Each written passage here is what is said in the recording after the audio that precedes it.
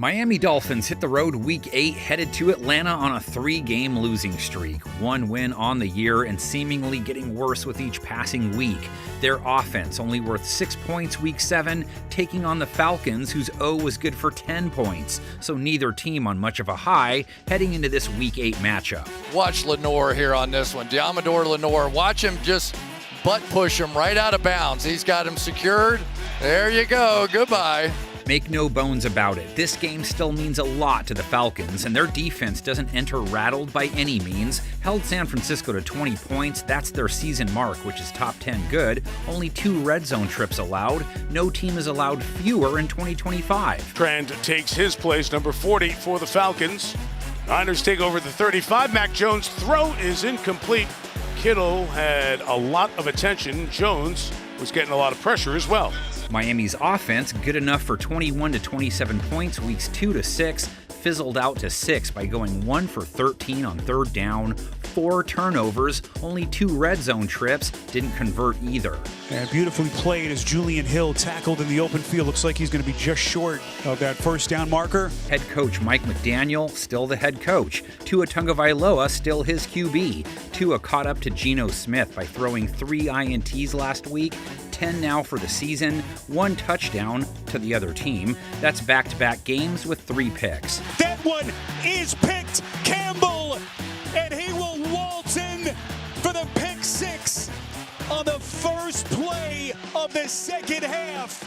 Falcons secondary held Mac Jones to 152 yards, under 6 yards per attempt, no touchdowns, 1 interception, a 64 rating. Tua trying to turn things around against a group, second in rating allowed for the year, third lowest completion percentage allowed, holding quarterbacks to 6 per attempt, second lowest. Candidate started attacking right down the gut. From the 23, off the hands of Jennings, and Ellis comes up with the interception. So Caden Ellis comes up with it, Mac Jones with the tackle, but the linebacker gets the pick. Only CMC hurt them in their loss. They gave up 72 yards to him through the air. Everyone else under 32 yards. Only one Finn with more than 31. D. Eskridge with 45 on a 40-yard reception. Quinn Ewers just tosses it up, giving his guy a shot, and they come down with the football. Eskridge. What a catch. Oh, that was a great catch, and D. Eskridge. It's been a tough game today, but that was a really nice contested catch on the sideline.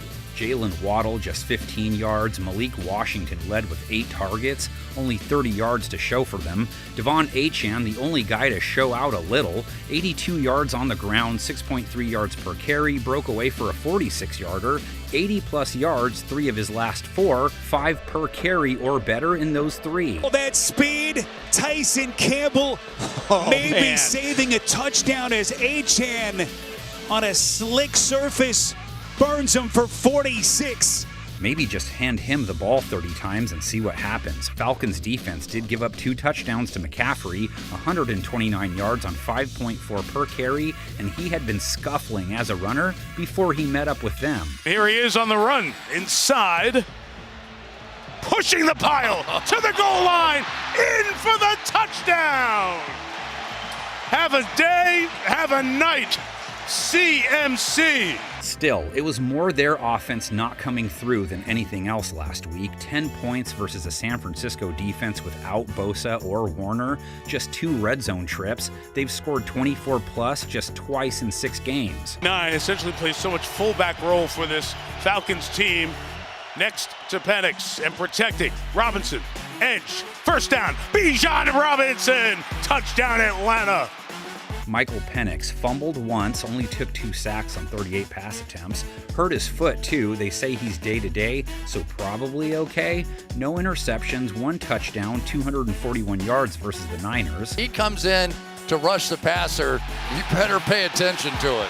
They may have ruled that a fumble and Niners ball for now.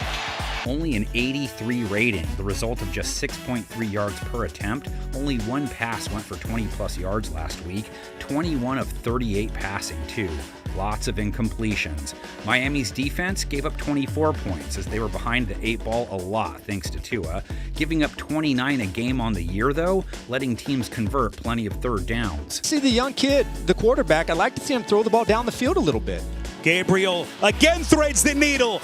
This is Corley hasn't been a big piece of this offense yet. He picks up 17. Their secondary, at least, held Dylan Gabriel to 116 yards, no touchdowns, held every Browns pass catcher under 40 yards. Yeah, and this can't happen. Look at how deep everybody drops. This is 3rd and long, and there's no regard for Fannin out there in the flat. And even after that showing, still last in rating allowed and completion percentage allowed, only 1 pick for the year. So might have been a Dylan Gabriel thing. Penix took 2 sacks, 38 pass attempts. Dolphins 2 sacks on 18 attempts. Atlanta with 4 pass catchers cracking 40 last week. Drake London with 42. Yeah, he's got it. First down. Drake London extending on the way out of bounds. This is absolutely on the money to one hand, never even considered, used his right hand to pin the defensive back so he could make the catch. Far cry from his 150-plus yard outing the week before. 42 yards on 10 targets is rough. Kyle Pitts, 62 yards, has 60-plus in 2 of his last 3. The wheel route, go up the boundary here. You have one person short, and anytime you have somebody with the kind of arm strength that Penix has, just put it in there perfectly. Darnell Mooney led them with 68 yards, season high for Mooney Tunes. Penix drifting, now using that big powerful arm. In traffic, Mooney, not tackled. Stays on his feet to the 22-yard line. Will the Falcons use that timeout? Yes. And Bijan with 52 receiving yards and a touchdown. Oh, number 7. Yes. Get out of his way. Got LeBron James. Let him play. Robinson only 40 rush yards and just 2.9 a carry, so major drop-off for him from the week before, too.